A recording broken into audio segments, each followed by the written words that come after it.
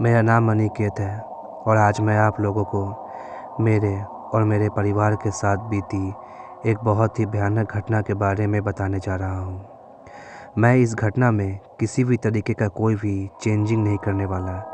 इस घटना को और भी ज़्यादा डरावना बनाने के लिए जो बिल्कुल सच में हुआ है, मैं वही आज आप लोगों को बताने जा रहा हूँ। मेरे फैमिली में मेरी मम्मी, मेरे पापा और मेरी छोटी बहन है। बस हम 4 ही लोग हैं। मेरा घर 3 फ्लोर का है।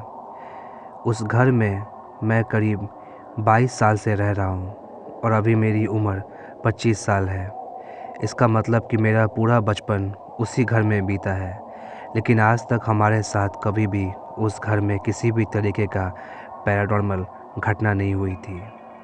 लेकिन एक रात के बाद से हमारी ज़िंदगी कुछ टाइम के लिए बिल्कुल चेंज हो गई थी। डर और खौफ, बस यही सब हमारे ज़िंदगी में आ गया था। तो चलिए अब मैं सीधा आप लोगों को घटना के ऊपर लेकर चलता हूँ।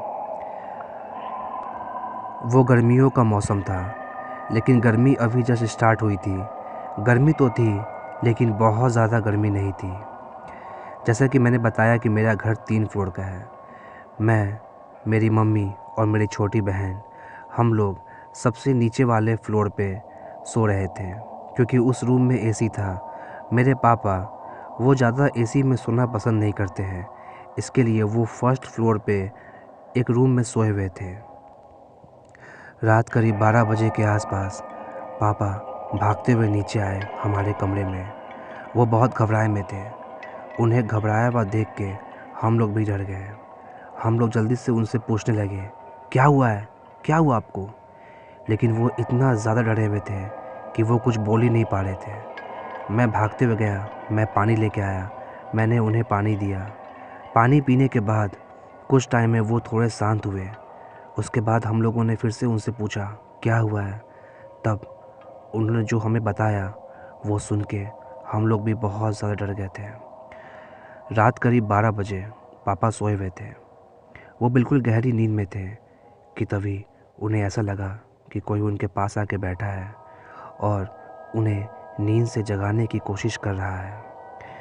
पापा उस समय बिल्कुल गहरी नींद में थे। उन्हें लगा कि शायद मम्मी रूम में आई है और वही पापा को जगाने की कोशिश कर रही है, कि कोई उन्हें पकड़ के हिला के जगाने की कोशिश कर रहा था। पापा नींद में ही बोले, अरे सोने दो, क्यों परेशान कर रही हो? कि तभी कोई हल्की आवाज़ से पापा के कान में बोला, क्या मैं भी यहाँ पे सो जाऊँ? वो किसी औरत की आवाज़ थी। जैसा कि मैंने बताया कि पापा बहुत ज़्यादा नींद में थे। उनको लगा कि शायद मम्मी है, तो पापा ने नींद में ही बोला, अरे सो जाओ, मुझे परेशान मत करो, मुझे सोने दो, मुझे कल सुबह जल्दी उठना है। जब पापा ने ऐसा कहा, उसके बाद से वो आवाज़ आनी बंद हो गई। पापा उस समय दूसरे करवट सोए हुए थे, मतलब उनका चेहरा दूसरी तरफ था।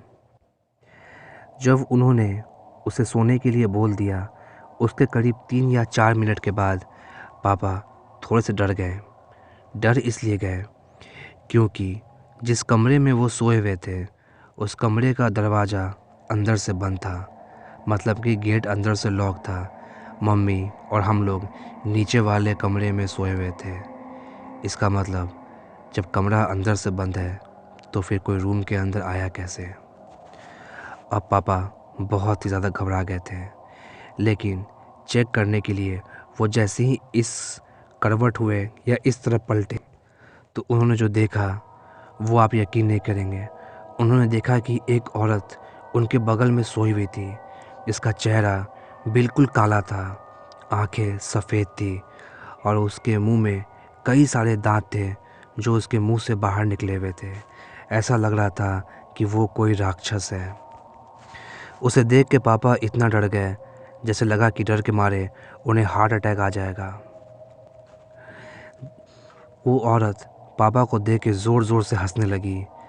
उसकी हंसी से पूरा रूम गूंज उठा था। पापा जैसे ही उठ के वहाँ से भागने लगे, लेकिन जैसे ही वो बेड से नीचे उतरे कि किसी ने उनका पैर पकड़ लिया। उसका पैर बहुत ही ज़ोर से पकड़ रखा था। पापा रूम को खोल ही नहीं पा रहे थे। अभी भी पीछे से हंसने की आवाज़ लगातार आ रही थी। 4-5 मिनट तक पापा लगातार अपने पैर को छुड़ाने की कोशिश कर रहे थे, लेकिन उस औरत ने पापा के पैर को इतने ज़ोर से पकड़ रखा था कि वो अपने पैर को छुड़ा ही नहीं पा रहे थे। उसके बाद पता नहीं पापा के मन में क्या आया कि वो ज़ोर ज़ोर से बजरंगबली का नाम लेने लगे। आप यकीन नहीं करेंगे, जैसे ही उन्होंने भगवान का नाम लेना शुरू हुआ कि उनका पैर छूट गया। जल्दी से दरवाज़ा खोल के वो भागते हुए नीचे आ गए। ये बात सुन के तो हम लोग बहुत ही ज़्यादा डर गए थे। उसके बाद हम सभी लोग एक ही कमरे में सबसे नीचे वाले रूम में हम लोग सो गए। सुबह उठने के बाद जब मैं उस कमरे में गया जिस कमरे में रात में ये सब हुआ था, उस कमरे में जाने के बाद मुझे बहुत ही अजीब लग रहा था। मुझे ऐसा लग रहा था कि मेरे अलावा भी उस रूम में कोई है जो मेरे आसपास है। सच बताऊं, 20-22 साल से हम लोग इस घर में रह रहे हैं, लेकिन आज तक हमारे साथ इस घर में कभी कुछ ऐसा नहीं हुआ। तो फिर आज ये। लेकिन आप यकीन नहीं करेंगे, उस रात के बाद से हमारी ज़िंदगी कुछ टाइम के लिए बिल्कुल बदल गई थी। इस घटना के 3-4 दिन बाद मैं नीचे वाले रूम में सोया हुआ था अकेला कि तभी रात करीब 12 बजे के आसपास बूम ऐसे आवाज़ हुई और मेरे एसी में आग लग गई। उस समय मेरा एसी ऑन था। मैं जल्दी से भागते हुए गया। मैंने अपने घर में शोर मचाई। मेरे पापा मम्मी वहाँ पे आए। हम लोगों ने मेन लाइन को कट किया। उसके बाद किसी तरीके से हम लोगों ने आग को बुझाया। हालांकि आग ज़्यादा तो नहीं फैली थी, लेकिन फिर भी मेरा एसी पूरी तरीके से जल गया था। इसके कुछ दिन बाद मेरी मम्मी किचन में खाना बना रही थी। खाना बनाते वक्त उन्होंने गैस को ऑन ही छोड़ दिया और पूरे किचन में आग लग गई। उस समय भी हम लोगों ने किसी तरीके से आग पे कंट्रोल किया। किचन से बाहर आग तो नहीं आ पाई, लेकिन किचन में बहुत सारा सामान जल गया था। ऐसा लग रहा था कि उस घर में कोई तो है जो हम लोगों को नुकसान पहुंचाने की कोशिश कर रहा है, लेकिन वही दूसरी ओर कोई हमें बचाने के लिए भी कोशिश कर रहा है। कोई है जो हम लोगों को बचाने की कोशिश भी कर रहा है। मेरी छोटी बहन अपने कॉलेज से वापस आ रही थी स्कूटी से कि तभी उसका रास्ते में एक्सीडेंट हो गया। आप यकीन नहीं करेंगे, किसी भी गाड़ी से या फिर किसी भी चीज़ से उसकी टक्कर नहीं हुई थी। वो बस नॉर्मली रोड पे स्कूटी ड्राइव कर रही थी कि तभी उसे ऐसा लगा कि कोई ताकत उसे और उसकी स्कूटी को सीधा साइड से धकेल दिया हो। मतलब ऐसा लगा कि किसी ने स्कूटी के साइड में धक्का मारा हो और चलती हुई स्कूटी सीधा रोड से साइड में जाकर गिर गई, जिस कारण से उससे बहुत सारी चोट आ गई थी। मेरे पापा को बिज़नेस में भी बहुत ही ज़्यादा लॉस होने लगा था। एक बात और, एक रात जब मुझे बहुत तेज़ टॉयलेट आई, मैं टॉयलेट करने के लिए जब गया तो मैंने देखा कि बाथरूम अंदर से लॉक है। मुझे लगा कि शायद कोई और बाथरूम में होगा। मैं बहुत देर तक मैंने वेट किया, लेकिन बाथरूम से कोई बाहर नहीं आया। जब मैंने बाथरूम पे नॉक भी किया, मेरे नॉक करने के बाद भी बाथरूम से कोई भी आवाज़ नहीं आ रही थी। मुझे कुछ अजीब लगा। मैं ऊपर वाले फ्लोर पे गया तो मैंने देखा कि सब लोग उस समय वहाँ बैठे हुए थे। मतलब मेरे फैमिली के सभी मेंबर, मेरे पापा मम्मी और मेरी बहन, सब लोग ऊपर ही थे। तो मैंने उन लोगों से कहा, आप सभी लोग यहाँ पे हैं, तो नीचे बाथरूम में कौन है? पापा ने कहा, बाथरूम में कौन है? ये चेक करने के लिए हम लोग नीचे आए तो हम लोगों ने देखा कि बाथरूम अंदर से लॉक था। जब हम लोग बाहर से बाथरूम में धक्का दे रहे थे तो ऐसा लग रहा था कि कोई अंदर से बाथरूम को पकड़ा हुआ है, क्योंकि जब हम लोग किसी गेट में धक्का देते हैं, कोई अंदर से लॉक ना किया हो, बस गेट को पकड़ा हो, तो वो गेट हल्का सा खुल के फिर बंद हो जाती है। बिल्कुल वैसे ही हो रहा था। हम लोग यहाँ धक्का देते, दरवाज़ा हल्का से खुलता और फिर धम बंद हो जाता। ऐसा लगता कि कोई दूसरी तरफ से दरवाजे को पकड़े हुए है। जब हम लोग ऐसा कर रहे थे तो हम लोगों ने एक बात गौर किया कि बाथरूम के अंदर लाइट ऑन ऑफ हो रही थी और बाथरूम के अंदर से किसी के हंसने की आवाज़ आ रही थी। उसके बाद हम लोगों ने दरवाजे को नहीं खोला। अब हम लोगों को यकीन हो चुका था कि इस घर में कुछ ना कुछ तो गड़बड़ है, क्योंकि इस बार एक दो लोग ने नहीं बल्कि मेरे घर के सभी लोगों ने देखा था कि इस समय घर में क्या हो रहा था। मेरे पापा के जान पहचान में एक पंडित जी थे, तो पापा उस पंडित जी को घर में लेके आए। वो घर में आते ही उनके फेस का एक्सप्रेशन बदल गया। वो थोड़े से घबरा से गए थे। उन्होंने आंखें बंद की और कोई मंत्र पढ़ा।